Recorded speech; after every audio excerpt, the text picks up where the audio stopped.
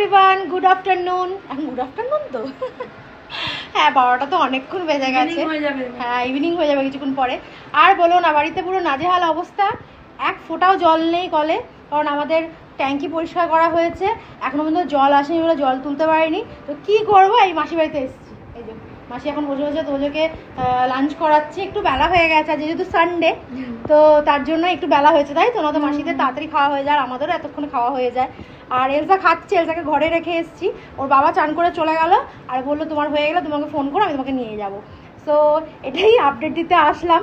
আর দেখো এই জায়গাটা, মাসিদের ব্যালকনিটা কি ভালো লাগছে। হ্যাঁ, ব্যাকখানা মাগারও দেখো। তো এই দেখো ব্যালকনিটা দেখাচ্ছি, যদি এখনো পর্যন্ত সাজানো গোছানো হয়নি। আর এই জামা কাপড়গুলো প্লিজ ইগনোর করো। আজকাল মানে এই বর্ষাকাল, হ্যাঁ বর্ষাকাল, সবার বাড়িতে এরকম জামা কাপড় ঝুলছে। আমার তো ঘরের মধ্যে ঝুলছে, আমার তো ব্যালকনি খুব একটা মানে আমাদের বাড়িতে স্পেস নেই, তো তার জন্য আমার মানে ঘরের তো খুব বিতিকিচ্ছিরি অবস্থা। বাচ্চা মানে ঘরের মধ্যে বাচ্চা থাকলে যেটা হয়, পুরো ঘরে জামা কাপড় ভর্তি হয়ে গেছে। এলসার জামা কাপড়, আমাদের জামা কাপড়, বেডশিট, মানে কি আর বলবো। এটা তো সবাই মানে রিলেট করতে পারবে আমার সাথে। আর দেখতে পাচ্ছ কি ভালো লাগছে ব্যালকনিটা দেখতে। এখানে যদি সন্ধ্যাবেলা এসে বসি, খুব ভালো একটা হাওয়া দিচ্ছে। কারণ এখানে পুকুর আছে, পুকুরটা আছে, পুকুরের হাওয়াটা খুব ভালো দেয়। আগে তো আমরা এই ফ্ল্যাটেই থাকতাম। এই যে মাসি বসে বসে খাওয়াচ্ছে তোজো খেয়ে নাও, তাড়াতাড়ি খেয়ে নাও। আর জানো তো, ফার্স্টে ভেবেছিলাম আমি পুকুরে আসবো, এসে চান করবো। টোনা বলছিল পুকুরে চান করবো, আমিও বললাম যে তাহলে আমিও চান করবো বলে আমি বায়না করছিলাম। তারপরে টোনা বললো না না না, ঠান্ডা লেগে যাবে, কোনো দরকার নেই চান করার। তারপরে দেখো যেখানে যে চান করবো, দেখো কি অবস্থা, দেখো দেখতে পাচ্ছ। এই পাটটা আগে যখন আমরা এই ফ্ল্যাটে থাকতাম, এখান দিয়ে নামতাম আমি, খুব খারাপ অবস্থা এই পাটটা, এখান দিয়ে নামাই যাবে না।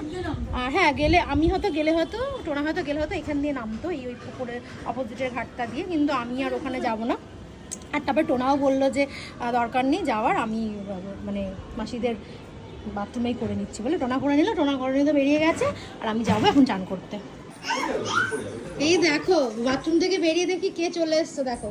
ওর বাবার তো আগেই চান হয়ে গেছিলো, আগেই বললাম, চান করে চলে গেছে। তোমার লাঞ্চ হয়ে গেছে তো?